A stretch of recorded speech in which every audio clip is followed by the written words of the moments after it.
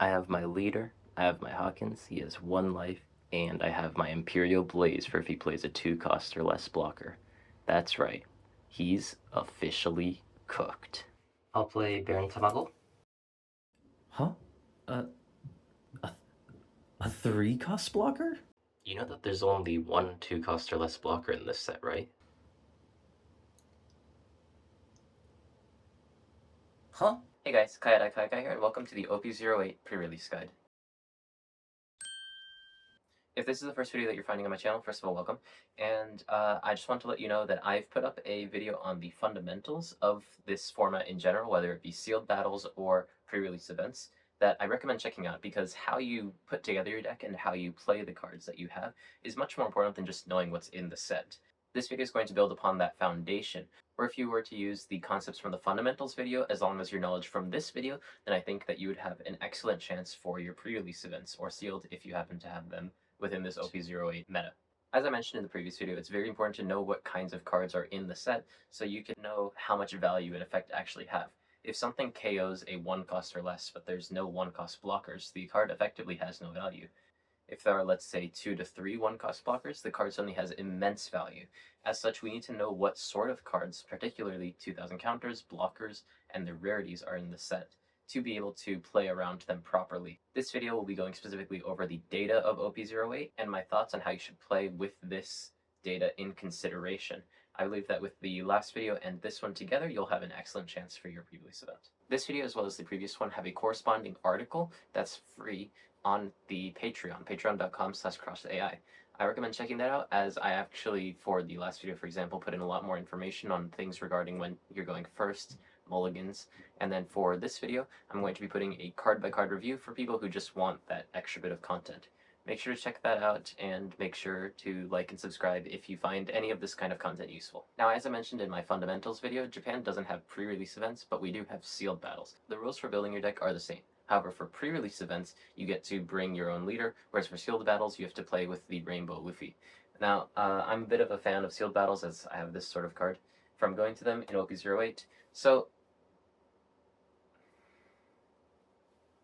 so fucking stupid. Now, as I mentioned in my fundamentals video, in Japan we don't have pre-release events, but we have sealed battles. However, the way in which you construct your deck is the same for both of these, so I'm talking from my knowledge playing from sealed pack battles in Japan. That being said, I do want to point out one specific leader. I don't think that there's too much merit to talking about leaders, as people generally bring the same leaders over and over. There's things like Yamato, Green Kid, and Bonnie that are especially strong in these kinds of formats, and there are other YouTubers who have talked about this countlessly and would have more knowledge than I do.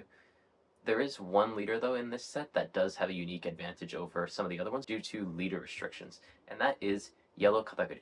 As leader restrictions still apply in pre-release events, Yellow Katakuri is very interesting, as due to the advent of the purple-yellow pudding, there are many cards that are leader locked to Big Mom Pirates, and as Katakuri is a Big Mom Pirate, that means that he's able to use leader locked cards such as Conquest of the Sea or 2-cost Katakuri. He can also use Charlotte Angel very well, which is very interesting.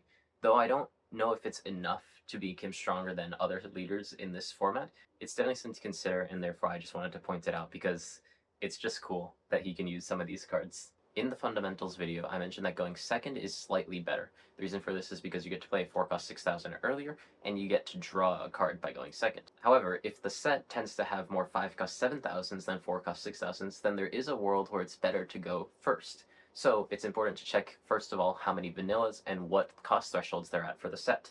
As you can see, these are all the vanillas in the set. We want to ignore Tristan and BB, as they have a less than 3-cost 5000 power line. Generally, we don't want to be using these kinds of cards because it needs us to attach stone to be able to hit the leader, and it's generally not worth it to invest that much for a 5000 attack. So, looking at the 3-cost or higher, we notice something important about this set. That is that there's no 5-cost 7000 vanillas. That means that the best thing that you can do in response to your opponent playing a 4-6 on 4 is your own 6000 power thing on 5. Therefore, it's generally winning to go second in this meta. This can still change depending on the cards that you get. For example, Charlotte Paraspero is an extremely powerful card in this set, and if you manage to get multiple of these Parasperos, or even like Paraspero and Chopper, as well as a couple of 7-cost spinels, there is merit to wanting to pick first and mulliganing for these 3 costs that'll help get your game moving much faster. Another concept to consider in this meta is if you should build wide or build tall. Building wide means to make your board wide with 5,000 to 6,000 power characters, and make it so that although you can hit the opponent at these lower cost thresholds, you can hit them a lot more than the opponent can hit. Conversely, if you were to build tall, you would be putting in things like the 7 cost 9,000 vanilla or the 6 cost 8,000 vanilla and hitting from above to make sure that you can have control over the board, as the opponent's 5 to 6,000 power things have no chance against these larger stat lines. There is no correct answer to saying if you should exclusively play wide or exclusively play tall, but you can kind of be aided by the cards in the set to guide you, specifically, for example, on the 8th turn. On the 8th turn in this set, you have the choice between playing a 7 cost 9,000 or 2 4 costs. If you play a 7 cost 9,000 character, it's much easier for you to fight the opponent on the board if they, for example, played a 6 cost 8,000 or a 7 cost 9,000 on the turn before. If you were to play 2 4 costs, while it's much harder to take the board, it's much easier to push life, as the opponent with their large 6 cost 8,000, 7 cost 9,000 would be forced to hit your board, and you'd still have one character left that can attack. In this way, the actual choice between if you build wide or build tall doesn't come from deck building, but from your plan for that specific game. That being said, in OP08, I think it's especially beneficial to be building wide. The reason for this is in the number of 2,000 counters and blockers. First, let's take a look at the 2,000 counters. Now, one thing that you might notice is that this set only has one common 2,000 counter. That means that compared to OP07 pre-release and even sets before that, you'll have significantly less 2,000 counters, as anything that you get from a pack that's not Afel Andra is just going to be a little bit lucky, whereas before, getting the commons were expected. As such, in this set, it's very important to be hitting at 6,000 power or 1,000 power over the opponent. So if the opponent's 8,000 power, hitting at 9,000, if it's 6,000, hitting at 7,000, etc., to be able to get the most resources out of your opponent, as people are generally not going to be having enough 2,000 counters in this meta. Not only is it more effective to hit at these sort of lower thresholds, which is why building wide is strong in this meta, but there's actually 4 common blockers. As there's 4 common blockers, these blockers that are effectively infinite counter for one attack can absorb anything, even if it's 9,000, 15,000, 20,000 to leader. They can absorb any one attack for free if you can't clear it. And there's not much removal in this set, so these blockers do tend to do their job. As such, if we can force the opponent to use their blocker to defend a 6,000 power attack than a 9,000 power attack, we gain value as the attacker and the opponent loses value as their blocker. As such, if you have the choice between spreading your board wide, for example, on this 8th turn that we were talking about, playing 2 4 cost 6,000s or 1 7 cost 9,000, I may lean towards wanting to play 2 4 cost 6,000s. Now that we've established how these cards can change how you're going to want to play aggressively, let's look at how you might want to play defensively. Let's look at the rush cards that exist in this set. For this analysis, let's just disregard the SP rarity Poltergast DS because it's going to be a very low chance that you get it, and not only this, your leader needs to be Whitebeard Pirates. So, of the 5 remaining ones, there's actually only 4 that are really usable. Speed Jill is actually a very strong card, and I'm going to get into that, but he needs to flip over a Whitebeard Pirate to gain Rush. As such, the actual Rush cards you need to be worrying about are Robson, Nekomamashi, and Darutong. You'll know exactly how much counter you need because the opponent, no matter what rusher they play, it'll never be something like Kid and Killer where it's suddenly a 4 cost 7,000 when you were expecting a 3 cost 5,000 rush. Know that these kinds of rushers exist, and don't play on such an extreme line where if they have the rusher they lose. Try to have a little bit of safety in your game plan. The next crucial thing to know for this meta are the triggers. How many times have you just hit the opponent and they got this crazy trigger that you didn't know existed and you're like, unlucky, I guess. If we just knew the cards that were in the set, we could have played around them. As such, let's look at the dangerous triggers, at least, that we need to be worried about, so that we can be aware of them come pre-release.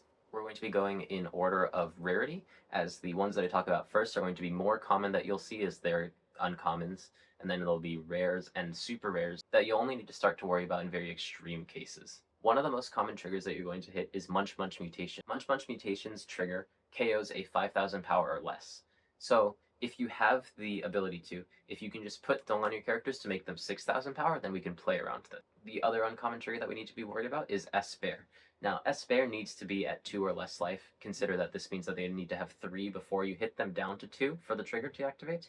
But it KOs a 3 cost or less and also plays S-Bear. This is a very strong swing in tempo, so if you have something that's 3 costs or less, try to hit with them first. Obviously, if you have a blocker on the board, this isn't always possible, but this is also another reason why you should play your blockers later on when you actually need them, to just be careful of these kinds of effects. The next trigger that we're going to be looking at is a rare trigger, Cloven Rose. Cloven Rose minuses the leader or character by 3000. However, as it can minus the leader or character, it's very hard to play around this. So to play around this card, just play as you fundamentally would, and play things like rushers or characters after you finish attacking with your board. The next card, and possibly one of the strongest cards in this pre-release format, is Electrical Luna. Electrical Luna, its main effect is completely insane, but the trigger is also the same as Punk Gibson, where it can rest any character. As such, of course, we're going to want to hit with our leader last to play around this, but if we can force the opponent to use Electrical Luna and not actually use the Electrical Luna main effect to lock all of our characters, then sometimes we're in a better spot. As such, don't feel too bad if they use an Electrical Luna trigger on you, unless that's what made you lose the game. After this, there are a couple of KO triggers. Who's Who is a rare one that KOs a 3 cost or less, the same as S-Bear does, so in general you should just be hitting from lower cost to higher cost. But then if you look at the SRs, there's Nami and S-Snake. Now these characters that affect much higher thresholds are a bit harder to play around, but they're also SRs, so you're generally not going to see them. However, just know that they exist so that you can put it as a factor as a possible way that you could lose a game, just so you don't throw your lead if you're in an advantageous spot. Although there's 119 cards in this entire set, there's only a handful of triggers that we need to worry about. Then it becomes a lot less daunting and very easy to remember in your head. Now all you need to do is follow this step-by-step guide on how to play around them. If you follow this string of patterns through every single turn that you play, you're going to be playing as best as you can around triggers. Now keep in mind that you won't always be able to put Dong on your characters to make them 6000 power, for example, so only play around it when you absolutely have the luxury to. Next, let's move on to some combos in the set. Now, I actually recorded this yesterday, but it ended up being 15 minutes of me talking about every single combo, and that was a bit hard to watch, so I'm just going to flash up some combos. These combos are essentially always strong if you can pull them off, but some of them you don't really want to build your deck around. Some of these cards, such as the Charlotte Cracker and Biscuit Warrior, or the Baron Tamago Viscount Hyoko and Count Niwatori combo, is very strong to put in your deck and you absolutely want to have them, but things like the Hamlet and Jinnami combo are not necessarily something that you need to put into your deck. But still, these kinds of combos can gain advantage, so if you notice them within your deck building, make sure to throw them in. If you want my actual analysis on each one of these combos, whether it's how easy they are to pull off and how strong they actually are, again, those are on the article. And just remember that we're not just putting in the strong cards into this deck, we're making a system that works together. This can be just to play on curve, or it can be to put in these kinds of combos that can pull out a little bit more power out of our deck's potential. This was an extremely quick overview of all of the important cards in OP08. Some other YouTubers will go over the power cards in a set, but I think that you're smart enough to know what's a very good card. Nonetheless, if you are kind of interested in some of my opinions on these cards, I have gone through card by card. It took many hours on the Patreon article. It's going to be in the description. I'm trying not to overwhelm my video with lots of very technical things, so let me know how I did. I hope that you guys enjoyed this video. If you did enjoy it, I do other gameplay videos, guide videos. I'm trying to do some sort of fun things in the future as well. If you'll kindly be here with me on that journey, I'll be here with you. I'll see you guys next time. Bye bye.